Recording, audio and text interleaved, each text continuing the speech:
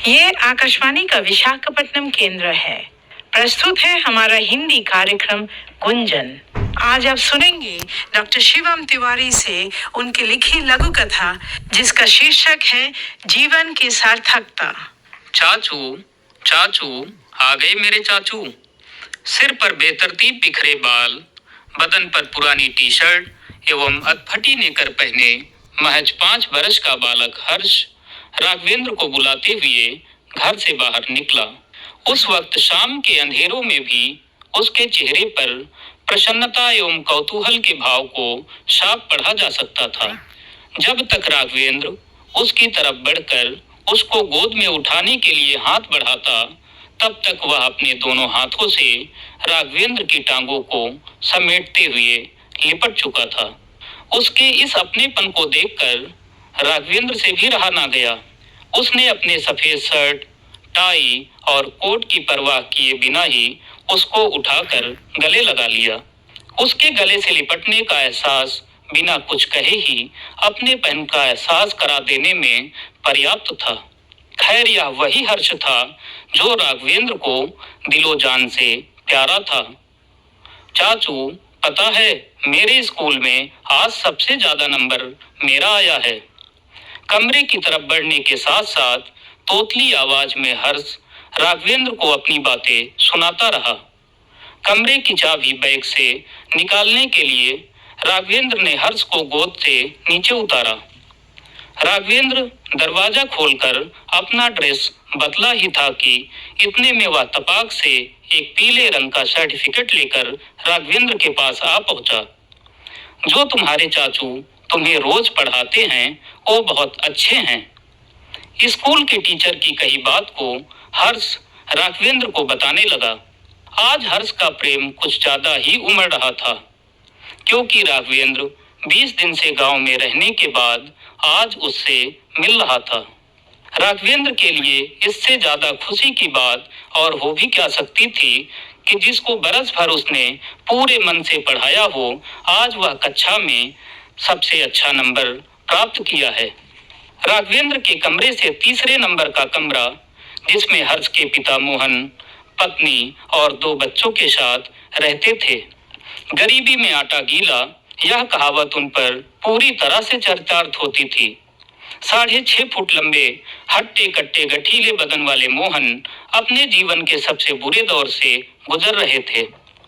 गरीबी का आलम उन पर खूब कहर बरपा रहा था।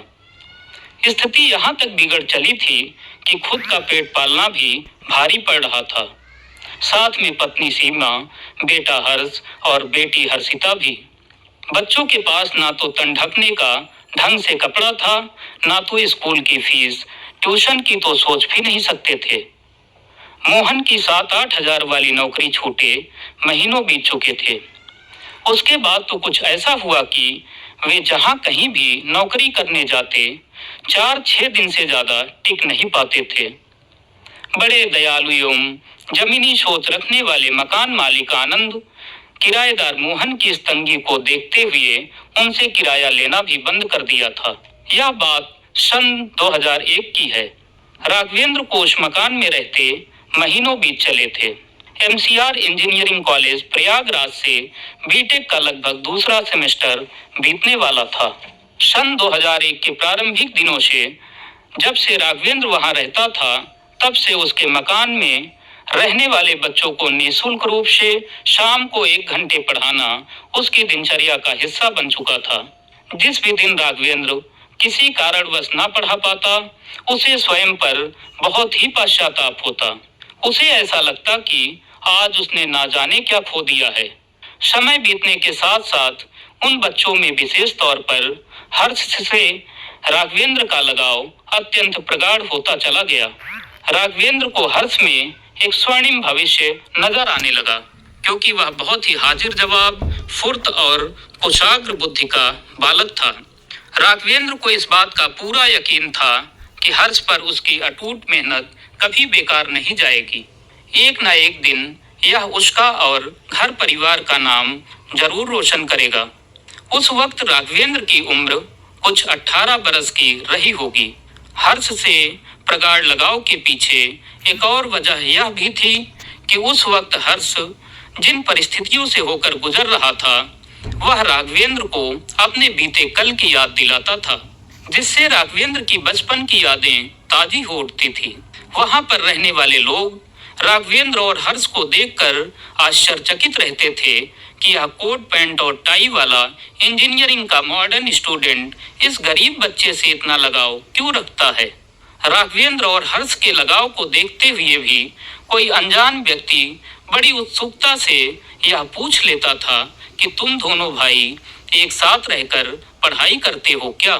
फिर क्या रहता, राघवेंद्र भी एक सहज मुस्कान के साथ हाँ कहना ही उचित समझता था। उसी दौरान भारतीय सेना में राघवेंद्र की नौकरी लग गई। बड़े भावुक मन से राघवेंद्र ने हर्ष को अशेष शुभकामनाएं देते हुए भविष्य में हर संभव मदद का भरोसा देकर उससे विदा लिया।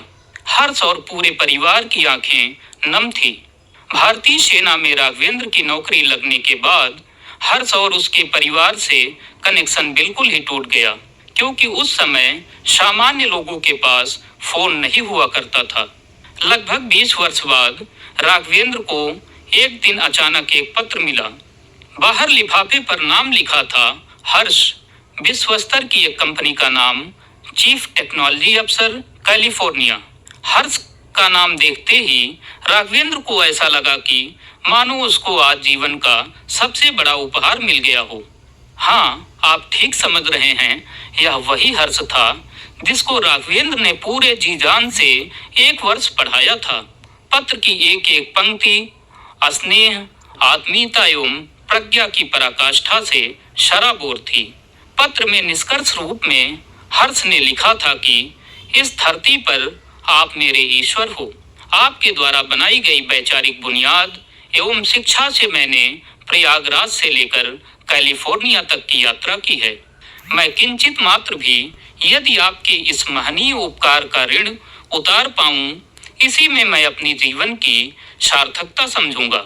आपको यह विश्वास दिलाता हूं कि जैसे आपने मुझे पढ़ाकर जीवन में खूब आगे बढ़ाया, वैसे मैं भी परोपकार में अपना जीवन समर्पित करूंगा।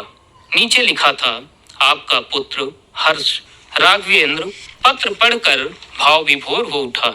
उसकी आंखों में आंसू आ गए। उसने हर्ष को अंतरात्मा से ढेर सारा आशीर्वाद दिया। वसुधैव कुटुंबकम की भावना ही मानवता की रक्षक है। नैतिकता के समावेश से ही मानवीय मूल्यों की रक्षा संभव है। हानि, लाभ, जीवन, मरण, यश, अपयश, यह किसी के हाथ नहीं है। हमें जीवन भर सत्कर्म करते रहना चाहिए और यह विश्वास रखना चाहिए कि सत्कर्म का फल हमेशा मीठा ही होता है। पूरे मन से किया गया प्रयास कभी असफल नहीं होता। हमें जीवन की सार्थकता समझकर, मानव जीवन के उद्देश्य को समझकर प्रत्येक पल का सदुपयोग करते हुए सदैव रचनात्मक बने रहना चाहिए। इसी में जीवन की सच्ची सार्थकता सन्निहित है। अभी आप सुन रहे थे डॉक्टर शिवम तिवारी से उनकी लिखी लघु कथा जीवन की सार्थकता। इसी के साथ आज का गुंजन कार्यक्रम यही समाप्त होता है। अगले कार्यक्रम की प्रतीक्षा कीजिए।